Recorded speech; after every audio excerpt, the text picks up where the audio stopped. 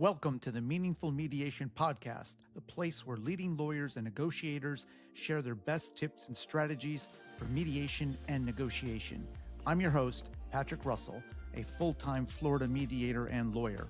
My goal is to help you have an effective and meaningful mediation. Each episode will provide you with real-world strategies and tips to help you negotiate and mediate with confidence. Let's get to it.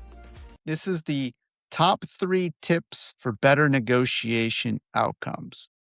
So these 3 tips, try to be specific, not necessarily like prepare, but what are some good techniques or tools that you've used to get better outcomes for negotiation that are essential?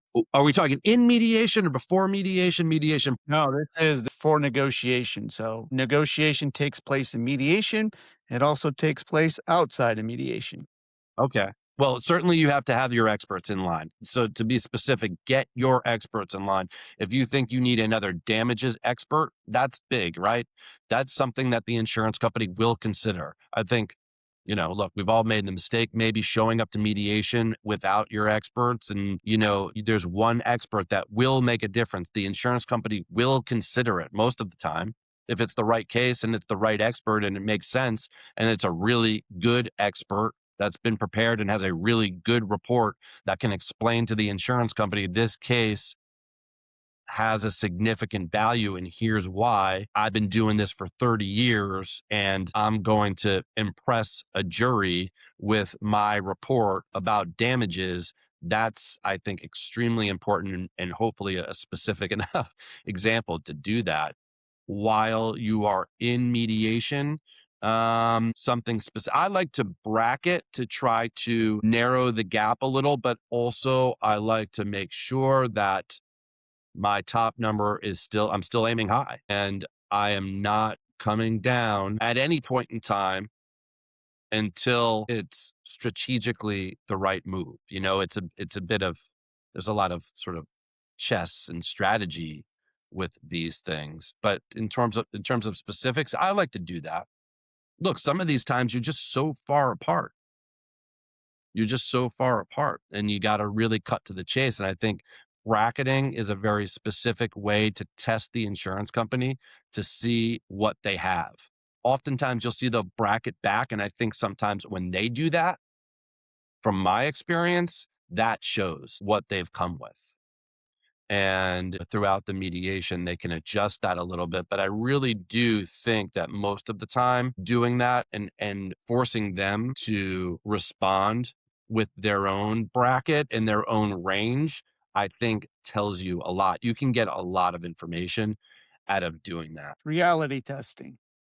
Yeah, I think so. Sometimes it's not reality, though. I mean, sometimes they're still going to give you the same nonsense and not really give you a bracket that's realistic to the value of the case, which is okay. All of these things are okay. And again, what are the numbers? What do you think? How often, what percentage of these cases are settling in mediation?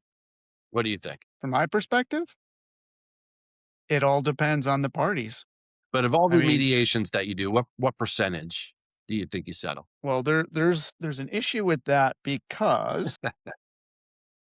some of them are first party property cases, and those have not been settling for a while now because of the new law change. So it's been very hard to settle those cases.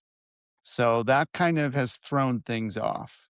But I would say if you get 2 motivated parties in a personal injury case and they've done their homework like you suggest, you've got at least a 70% chance of settling the case, I would say. Oh, that's high. That's higher than I thought you were going to say. Okay.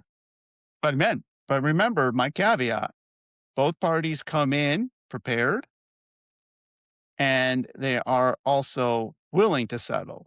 Some don't. Some want to just use it as a discovery tool. Some want to go to trial.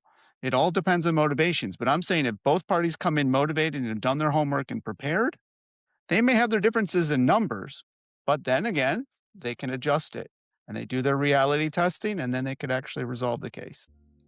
We hope you enjoyed this episode of the Meaningful Mediation Podcast.